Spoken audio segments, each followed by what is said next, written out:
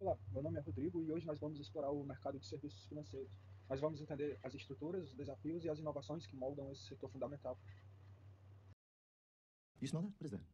What? What's that smell? A cologne? No. Opportunity. No. Money. Okay. I smell money. Okay. Esse trabalho está relacionado à disciplina de economia industrial e está dividido em 11 tópicos. Para começarmos, vamos analisar a estrutura típica do mercado financeiro. Esse mercado inclui uma variedade de instituições, como bancos, corretoras, seguradoras e fintechs. No Brasil, os principais players incluem grandes nomes como Itaú, Banco do Brasil, XP Investimentos, entre outros. Essas instituições oferecem uma ampla gama de serviços financeiros, que vão desde contas correntes até seguros e investimentos. Essas instituições são regulamentadas por órgãos como o Banco Central do Brasil, o Bacen, e a Comissão de Valores Mobiliários, a CVM, que garantem a estabilidade financeira e a conformidade com as normas. A estrutura de mercado pode variar entre oligopólio e concorrência monopolista, dependendo do segmento analisado. Agora vamos discutir o grau de concentração do mercado financeiro brasileiro. O mercado é altamente concentrado, com poucas instituições controlando a maior parte dos ativos, depósitos e operações de crédito, como vocês podem analisar no gráfico. Isso gera eficiência e economia de escala, mas também pode limitar a competitividade e a inovação. Um exemplo claro é o relatório da economia bancária do Banco Central, que destaca a participação do mercado de grandes bancos, como a Caixa Econômica Federal, o Banco do Brasil, o Itaú e o Bradesco. Essa concentração impacta diretamente o consumidor, influenciando as condições de crédito e oferta de produtos financeiros. É importante ressaltar também que a concentração vem diminuindo nos últimos anos, como se pode averiguar nessa reportagem, que teve como base o relatório da economia bancária do próprio Bacen. As instituições financeiras com capital nacional tendem a focar nas necessidades locais e nas políticas públicas, especialmente bancos estatais. Já os bancos com capital estrangeiro trazem inovações internacionais, mas enfrentam desafios a adaptar os seus modelos ao mercado brasileiro devido às diferenças regulatórias e culturais. Além disso, a origem do capital dessas instituições varia. Bancos com capital nacional, como é o Banco do Brasil e a Caixa, muitas vezes têm um forte compromisso com as políticas públicas.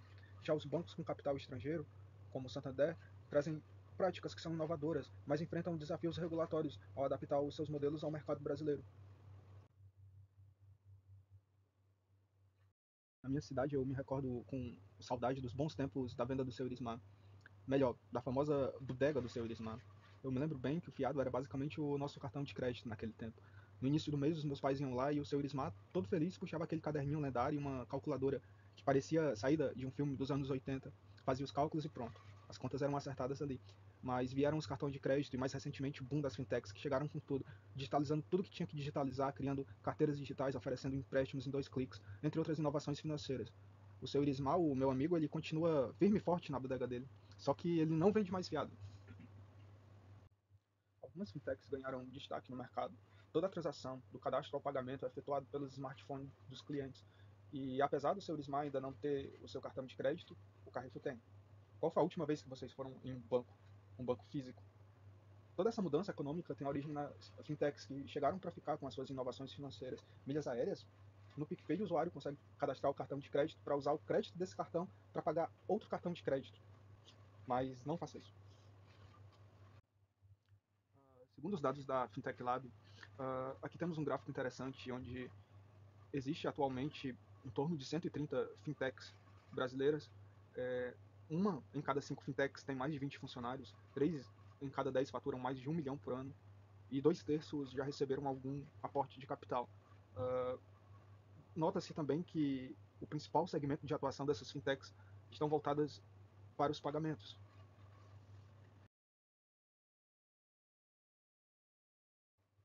As barreiras à entrada no setor financeiro são significativas. Altos custos iniciais, requisitos regulatórios rigorosos e a necessidade de confiança do consumidor, que torna difícil para que novos entrantes compitam com as instituições que já são estabelecidas. Além disso, as barreiras tecnológicas criam uma vantagem adicional para os grandes players. As grandes instituições financeiras se beneficiam enormemente das economias de escala e escopo.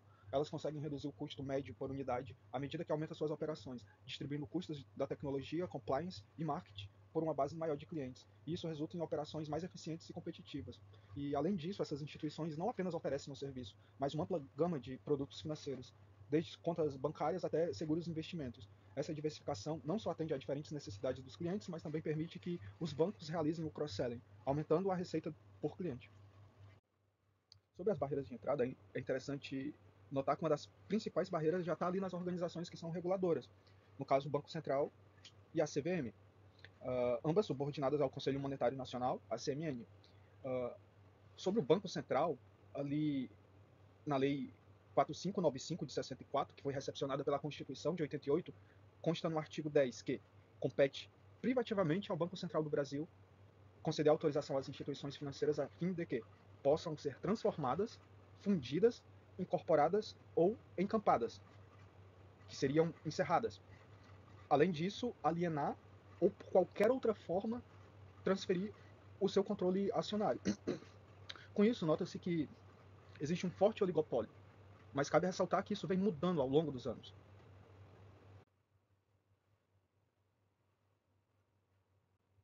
Sobre a importância das economias de escala e escopo no setor financeiro, as grandes instituições financeiras, como os maiores bancos, têm uma vantagem significativa por operar em larga escala, e isso permite que elas reduzam seus custos operacionais por cliente, tornando-se mais eficientes e competitivas.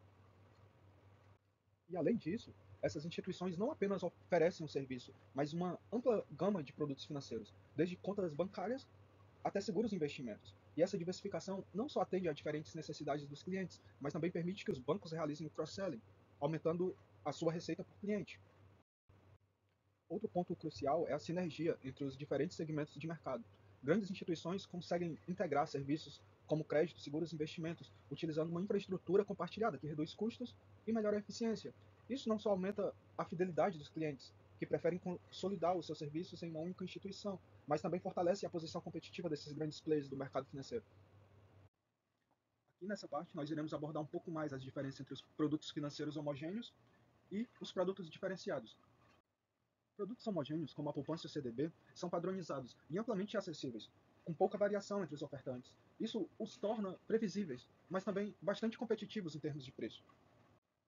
Por outro lado, produtos diferenciados, como cartões de crédito premium e serviços de investimentos personalizados, se destacam por atributos únicos, como a qualidade, a marca ou a tecnologia.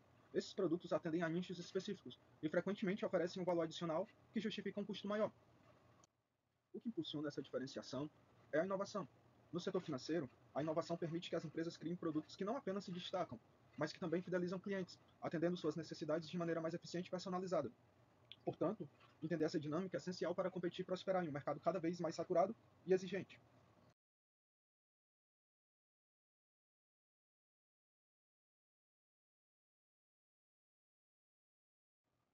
Discutindo os principais atributos que influenciam a escolha dos serviços financeiros, primeiramente temos o preço, que inclui taxas de juros e tarifas bancárias. Em mercados competitivos, os preços podem ser um fator decisivo para muitos dos clientes, especialmente em serviços comoditizados. No entanto, a marca e a reputação da instituição também são cruciais. Instituições com marcas fortes podem atrair clientes pela confiança e a segurança que transmitem, mesmo cobrando um pouco mais. Outro ponto importante é a qualidade do serviço e o atendimento ao cliente. Bancos que oferecem um atendimento eficiente e personalizado tendem a fidelizar os seus clientes, destacando-se em mercados onde os produtos são similares. A inovação tecnológica, como o uso de aplicativos bancários e a blockchain, também se tornou um fator-chave, atraindo clientes que buscam conveniência e segurança. Por fim, a assistência técnica e o suporte ao consumidor são essenciais, especialmente para aqueles que dependem de serviços online. Um suporte eficiente pode fazer toda a diferença na experiência do cliente e, portanto, na sua escolha final.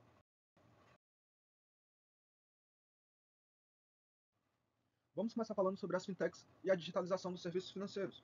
As fintechs têm revolucionado o setor ao oferecer serviços mais acessíveis, rápidos e personalizados. Isso se deve à adoção de tecnologias digitais que permitem aos clientes acessar os serviços financeiros de qualquer lugar, a qualquer hora, através de aplicativos e plataforma online. Além disso, essas empresas conseguem personalizar as soluções de acordo com as necessidades específicas dos clientes, algo que as instituições financeiras tradicionais não conseguem fazer tão bem. Com a entrada das fintechs no mercado, os bancos tradicionais foram forçados a inovar e aprimorar os seus próprios serviços digitais, que foi a única solução para que essas instituições se mantivessem competitivas. Agora, vamos falar sobre a transformação dos métodos de pagamento. No Brasil, a introdução do Pix e o uso crescente de carteiras digitais, como o Apple Pay e o Google Pay, mudaram drasticamente a maneira como realizamos transações financeiras. Esses métodos não apenas oferecem rapidez e conveniência, mas também segurança, permitindo pagamentos instantâneos e sem a necessidade de contato físico. A inovação desses métodos de pagamento está alterando a dinâmica tanto do comércio quanto dos serviços financeiros, criando novas oportunidades para as empresas e, ao mesmo tempo, apresentando desafios para as instituições financeiras, que precisam se adaptar rapidamente a essas mudanças. Aqui nós vamos falar dele, o amado e ao mesmo tempo odiado, a moedinha da praia. Hoje, nós temos três inovações que estão moldando o futuro do setor financeiro: a blockchain, as criptomoedas e a inteligência artificial. A tecnologia blockchain oferece uma maneira segura e transparente de registrar as transações, e as criptomoedas, como o Bitcoin, estão desafiando as formas tradicionais de moeda, com o potencial de transformar radicalmente o sistema financeiro global. Além disso, a inteligência artificial está sendo usada para analisar grandes volumes de dados, o que permite uma personalização sem precedentes nos serviços financeiros, como recomendações de investimento mais precisas e uma gestão de risco mais eficaz. Essas inovações não só estão impactando o mercado atual, mas também têm o potencial de redefinir completamente o futuro das finanças, alterando a forma como os serviços financeiros são oferecidos e consumidos. Aqui nós iremos falar sobre o mercado interno e externo. No mercado interno, as operações são focadas principalmente em atender às necessidades do contexto econômico e regulatório local.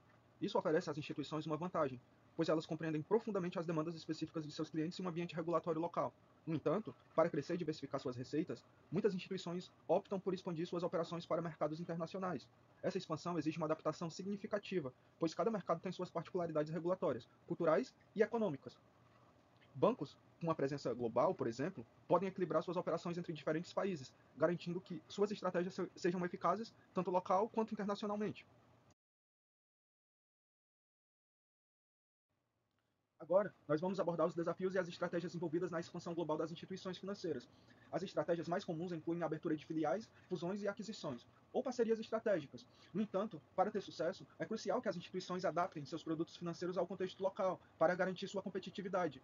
Um dos maiores desafios que elas enfrentam são as diferenças regulatórias entre os países. Navegar por sistemas regulatórios complexos, que podem variar amplamente de um lugar para o outro, é uma tarefa difícil, exigindo conformidade com diversas legislações locais. Além disso, as flutuações cambiais e as políticas econômicas globais têm um impacto direto na lucratividade e na operação das instituições financeiras. Essas variáveis tornam a expansão global uma estratégia complexa, mas essencial para o crescimento sustentável no setor financeiro. Analisando os principais canais de comercialização dos serviços financeiros, comparando agências físicas com plataformas digitais, as agências físicas continuam desempenhando um papel crucial, especialmente para transações mais complexas, e consultoria personalizada.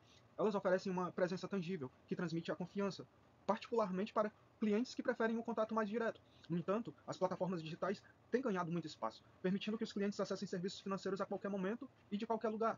Essas plataformas oferecem conveniência, rapidez e, para as instituições financeiras, representam uma forma de reduzir os custos operacionais. Exemplos disso incluem aplicativos de mobile banking, internet banking e plataformas de investimento online, que têm se tornado cada vez mais populares. Explorando a distribuição e a integração dos canais de comercialização, um ponto importante é o uso de correspondentes bancários e dos agentes que são autorizados, que ajudam a expandir a presença das instituições financeiras em áreas que são remotas, atendendo clientes que preferem interações presenciais. Isso é fundamental para aumentar a capilaridade dos serviços financeiros e alcançar um público mais amplo. Paralelamente, observamos uma adoção crescente dos canais digitais, especialmente o mobile banking, que oferece aos usuários a flexibilidade e a conveniência. E à medida que a tecnologia avança, essa tendência continua a crescer, com mais consumidores utilizando os serviços móveis para suas transações financeiras. Por fim, independentemente de o cliente optar por uma agência física, um aplicativo ou um agente autorizado, a consistência no atendimento e na oferta de serviço é fundamental. Sobre os casos e exemplos de sucesso, nós vamos iniciar com o Nubank, que foi um exemplo de disrupção no setor bancário tradicional. O Nubank surgiu como uma fintech focada em simplicidade, transparência e atendimento digital, desafiando os grandes bancos ao eliminar taxas tradicionais e oferecer uma experiência totalmente online. Sem as agências físicas, o Nubank redefiniu as expectativas dos consumidores em relação aos serviços bancários. O impacto foi tão significativo que em poucos anos a empresa se tornou uma das maiores fintechs do mundo, mostrando que é possível competir com os gigantes do setor ao se concentrar nas necessidades do cliente. Agora, nós vamos falar sobre o Itaú Unibanco, que representa um exemplo notável de adaptação em um cenário de crescente digitalização. O Itaú reconheceu cedo a importância de investir em tecnologia para transformar os seus serviços e melhorar a experiência do cliente. Através do desenvolvimento de plataformas digitais e aplicativos, o banco possibilitou que seus clientes realizassem operações bancárias de forma conveniente, sem a necessidade de ir a uma agência. O Itaú mostrou que, mesmo sendo uma grande instituição financeira, é possível se reinventar ao integrar inovações tecnológicas e se manter competitivo no mercado. E por fim, vamos abordar dois exemplos que são importantes: o Banco Santander e a PagSeguro. O Santander é um exemplo clássico de internacionalização bem-sucedida, operando em diversos países e mantendo uma presença forte no mercado europeu e latino-americano. Sua estratégia de adaptação às necessidades locais, sem perder a força de uma marca global, permitiu que o banco se destacasse em múltiplos mercados. Por outro lado, temos a PagSeguro, que inovou ao democratizar os pagamentos digitais no Brasil, ao oferecer soluções acessíveis para pequenos negócios. A PagSeguro facilitou a inclusão financeira, permitindo que microempreendedores e autônomos expandissem suas oportunidades de negócio, contribuindo significativamente para a economia local, onde essas empresas estão situadas.